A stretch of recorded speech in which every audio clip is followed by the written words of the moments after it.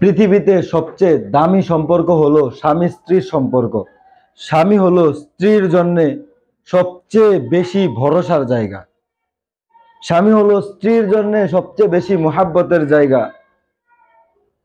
যদি আমি আপনাকে কিভাবে বোঝাবো স্বামী কি জিনিস, আমি আপনাকে কিভাবে বোঝাবো যে পুরুষ মানুষ কি জিনিস। একজন ভালো বউ সবচেয়ে বড় নিয়ামত মনে করে তার স্বামীকে। সে মনে করে তার স্বামী তার সাথে কখনো ধোঁকাবাজি করবে না। সে মনে করে তার স্বামী তাকে সবচেয়ে বেশি ভালোবাসে। আপনি কি বুঝেন স্বামীকে, স্বামী কি জিনিস আপনি বুঝেন? আল্লাহ রাসূল সাল্লাল্লাহু আলাইহি ওয়াসাল্লাম হাদিসের মধ্যে বলেছেন, আমি যদি আল্লাহ ব্যতীত অন্য কাউকে সিজদা করার জন্য আদেশ করতাম, তাহলে আমি সকল স্ত্রীদেরকে বলতাম তারা যেন তাদের স্বামীদেরকে সিজদা করে।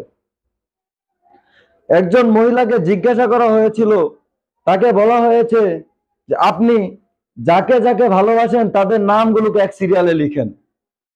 তারপর তাকে বলা হয়েছে আপনি এখান থেকে যাকে বেশি মোহাব্বত করেন তার নাম রাখেন, আর যাদেরকে কম মোহাব্বত করেন তাদেরকে নামগুলোকে ছাঁটাই করে দেন। একটা সময় এইভাবে ছাঁটাই করতে করতে করতে করতে সে শুধুমাত্র তার স্বামীর নামটা লিখে রেখেছে। তখন তাকে জিজ্ঞাসা করা হয়েছে আপনি শুধুমাত্র আপনার স্বামীর নামটাই কেন লিখে রাখলেন, অন্য মা বাবার নাম তো সবার নাম কেন কেটে দিলেন? তখন সে এই কথা বলেছে যে বিষয়টা হলো, আমার কাছে মনে হয় যে এই পৃথিবীর মধ্যে আমার সবচেয়ে মোহাব্বতের মানুষ, আমার সবচেয়ে ভালোবাসার মানুষ, আমার সবচেয়ে কাছের মানুষ হলো আমার স্বামী।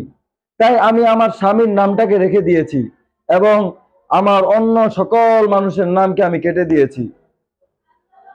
প্রিয় ভাইয়েরা আমার ও প্রিয় বোনেরা আমার, আপনাদের সকলকে মনে রাখতে হবে, এই কথাটা ভালোভাবে মাথায় ঢুকিয়ে রাখতে হবে। এক ছাদের নিচে যদি আমরা থাকি তাহলে অবশ্যই আমাদের ঝগড়া, মনোমালিন্য, কথা কাটাকাটি এগুলো হবেই। তো তাই আমাদের একে অপরকে ছেড়ে দেওয়া যাবে না। তাই আমাদের একে অপরকে ছেড়ে দিয়ে অন্য কোথাও যাওয়ার চিন্তা ভাবনা করা যাবে না। কেননা আমি যদি ইয়াকে ছেড়ে দিয়ে, এই স্বামীকে ছেড়ে দিয়ে অন্য কোনো স্বামীর কাছে যেতে চাই, তাহলে এমনও হতে পারে যে সে স্বামী এই স্বামীর চেয়ে ভালো হবে না, এই স্বামীর চেয়ে আরো খারাপ হবে, এই স্বামীর চেয়ে সে আমাকে মারধর বেশি করবে, আমাকে মহাব্বত করবে না। সুতরাং আমাদের উচিত হলো আল্লাহ তাআলা আমাদেরকে যেই স্বামী দিয়েছেন সেই স্বামীর সাথেই সুখে সংসার করার চেষ্টা করা।